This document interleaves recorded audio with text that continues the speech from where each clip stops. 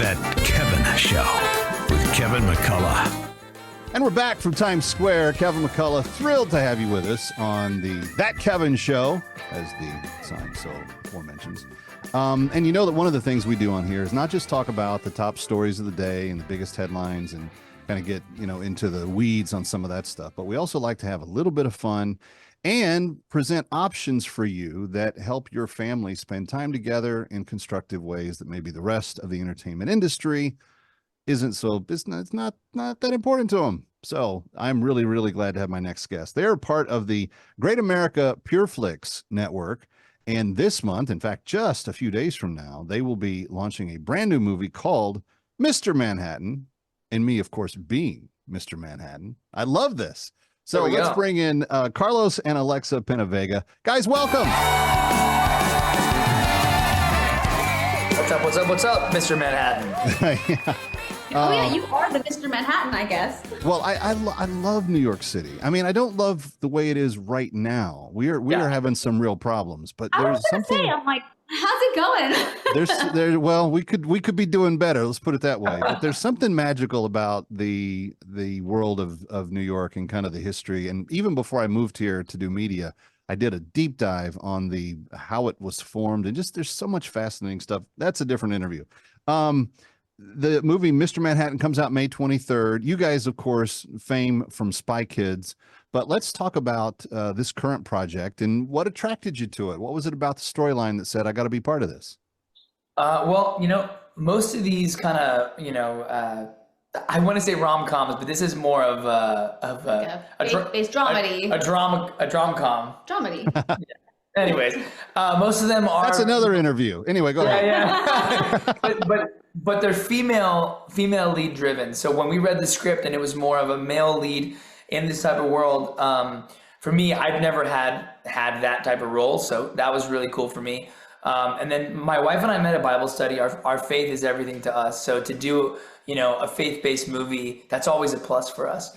And PureFlix, I think, did a really great job at not, making it too preachy, but we really, kind of were able to, I keep saying, cast a wider net and maybe reach people who wouldn't normally watch these types of movies. Well, I love the fact that you even use that term because, the New Testament's pretty explicit. Jesus said he wanted to make people fishers of men. And as my pastor reminded us all throughout the time just after the pandemic, if you're not casting, you can't be fishing. So you've got to be casting, and you've got to be engaging the conversation. You got to be saying, "Hey, can we think about this together, and can we kind of figure out what it means?" And in a world that is as bereft of meaning and full of depravity and everything else that we have in today's culture, and it comes at us from every side, clean cut, funny, engaging, wonderfully feeling stuff is really important. And I'm glad that you guys are doing that. Let's talk a little bit about the film itself. Don't give the ending away, but give us the elevator pitch on what we're going to see in the story. Well, Mr. Manhattan is about this young couple, and it looks like they're headed toward marriage. And unfortunately, that doesn't work out for them. So we pick up with the male character 10 years later, and he gets a phone call that his brother has passed away, and he is now the caretaker for his two children. And this is a man whose career is on the rise. A huge opportunity is about to happen for him.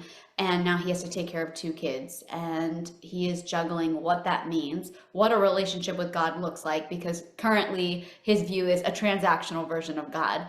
And my character comes in to kind of help hold his hand through this process and teach him about what a loving God we have. And you can have a real relationship with him. Powerful stuff. Really, really appropriate, obviously, for the days in which we live. You've mentioned, you've thrown in discussion of your faith quite a bit this early on in the conversation, which is, it's kind of interesting to do faith-based interviews about faith-based projects, because sometimes people don't really put it out there, and sometimes other people do. In a general sense, you've said that your faith means a lot to you, and I don't know that anybody will ever exactly deal with the drama that they play or portray on screen, but how has your faith girded you, in the ups and downs of what you've known as a couple and individually through the course of your life? Well, I mean, this last month in particular. No, you go for it. Yeah, our faith has never been more important than now. We lost our little girl a month ago, and that's the hardest thing that we've ever had to go through ever. And it's a club nobody wants to be a part of. But that being said, God has met us so beautifully in between pain and peace. And it's a place that you can't even make sense of because it hurts so much. And yet you feel this deep peace, this deep comfort knowing that you're totally looked after. And that is beautiful. And we've been saying that the slogan for the season that we've gone through has been pain with purpose. God will never allow your pain to go without purpose if you give it to him. And while the enemy will attack, because there's a very real enemy and he will get you whenever he can, God already knows these attacks. He's already seen them and he's already planned for them and he's already equipped you for them. It's just a matter of handing over the reins and allowing him to truly be the restorer that he is. With great sensitivity, I did not intend to No, you're that good. discussion. You're No, not good. at all. but I am glad that you felt comfortable enough to say that, because I think that, Alexa, as you were just describing that, I think what that does for, and we're on 300 radio stations and 2 television networks as this happens, I think that there's people that are going to hear that don't have a platform, that don't have even maybe a supportive husband to walk through it with, that are going to say, because you said that tonight, I want that God. I want to know something about that God. I want that God to be with me in this moment. And Carlos, let me just ask you as a follow-up to that. What would you say to that person that just heard what Alexa said and is crying out tonight to know the God that she's talking about? You know, I think something that I think people forget is that, like, God wants, he wants all of us. And it's not this thing where we have to go to church on Sunday and go and pray and feel him. Like, God is going to meet you exactly where you're at whenever you need him, right? So praying is not, most people have this idea of like, oh, it's prayer. I'm going to go to church. I'm going to kneel in the pew and I'm going to light a candle. Right. And it's not that. I mean, It's so relational. I could pray right now, sitting here with the 3 of us talking and just start talking to God. So I would say, start talking to God.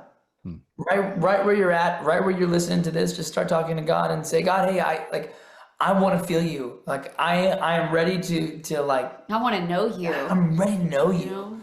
know? And watch him meet you, because he will. That's powerful. The movie is called Mr. Manhattan. You're gonna see the trailer on tonight's show as well. We're gonna kind of invite you also to have a free 7-day trial to Great American Pure Flix as part of all this. But when we come back, more with Carlos and Alexa Penavega. Stay with us. It's That Kevin Show from New York.